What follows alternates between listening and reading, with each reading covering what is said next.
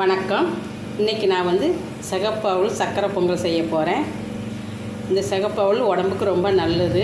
இந்த சிகப்பு அவலை நான் கழுவிட்டு கொஞ்சம் நேரம் ஒரு 2 நிமிஷம் அப்படியே எடுத்து வச்சுருக்கேன். கழுவி வச்சுட்டா போதும். நம்ம இதை தண்ணி ஊற்றி தான் வேக வைக்க போகிறோம். இந்த சிகப்பு அவலில் நம்ம சக்கரை பொங்கல் செய்ய ரெடி ஆகிக்கலாம்.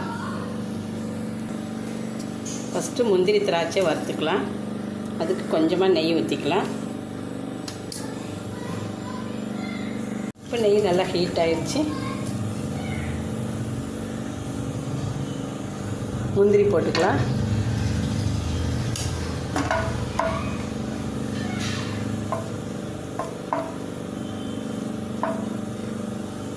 ஒரு 8 முந்திரி போட்டிருக்கிறேன்.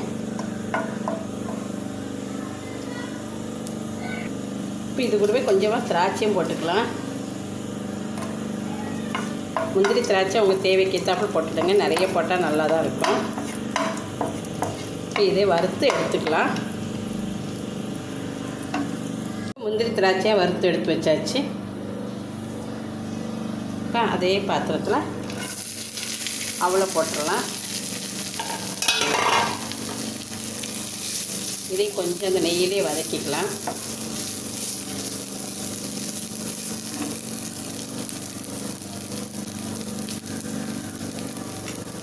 கொஞ்சமாக நெய் ஊற்றிக்கலாம்.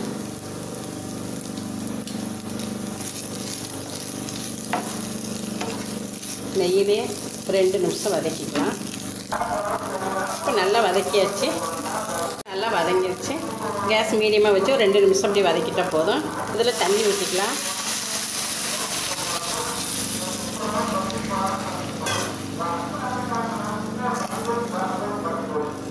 எந்த கப்பில் நம்ம அவலை எடுத்துருக்குறோமோ அதே கப்புக்கு நான் 2 கப்பு ஊற்றியிருக்கிறேன்.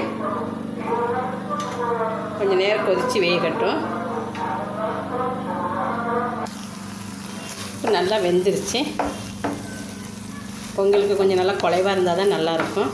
நம்ம எப்போவும் சக்கரை பொங்கல்லாம் செஞ்சால் அரிசியில் தான் செய்வோம். பச்சை அரிசியில் செய்வோம். அது கொஞ்சம் நேரமும் ஆகும்.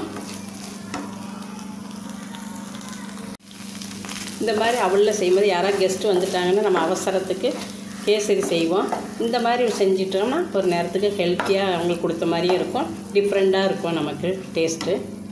இப்போ இதில் கொஞ்சமாக எந்த ஒரு ஸ்வீட் செஞ்சாலும் கொஞ்சம் உப்பு போடணும். கொஞ்சமாக உப்பு போட்டுக்கலாம். எந்த அளவுக்கு நீங்கள் அவல் எடுக்கிறீங்களோ அதே அளவுக்கு இன்றைக்கி நாட்டு சர்க்கரை நான் போடுறேன்.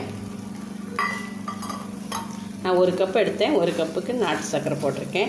நீங்கள் வெல்லமாக இருந்ததுன்னா இந்த நாட்டு சர்க்கரையில் மண் எதுவுமே இருக்காது, சுத்தமாக இருக்கும். அதனால் அப்படியே போட்டிருக்கிறேன். வெல்லமாக இருந்துச்சுன்னா நீங்கள் கொஞ்சம் தண்ணி ஊற்றி கரைச்சிட்டு வடிகட்டி ஊற்றிடுங்க.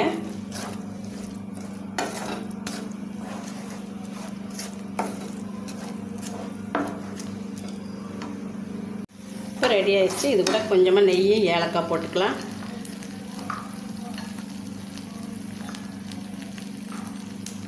ஏலக்காய் தூள் கொஞ்சமாக தூவிக்கலாம்.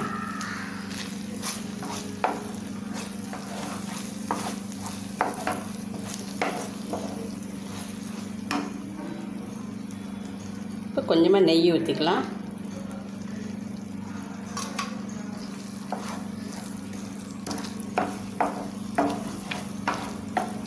நம்ம உங்கள்கிட்ட சிகப்பு அவல் இல்லைன்னா வெள்ளை அவலையும் கூட நீங்கள் அதை பண்ணிக்கலாம்.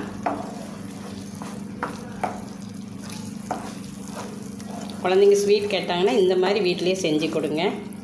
ரொம்ப ஹெல்த்தி. நம்ம நாட்டு சர்க்கரை தான் போட்டிருக்குறோம். சிகப்பு அவலும் உடம்புக்கு ரொம்ப நல்லது.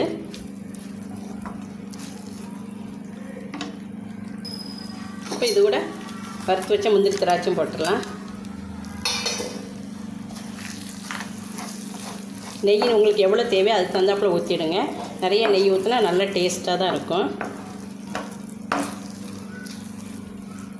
இப்போ ரொம்ப டேஸ்ட்டான சிகப்பு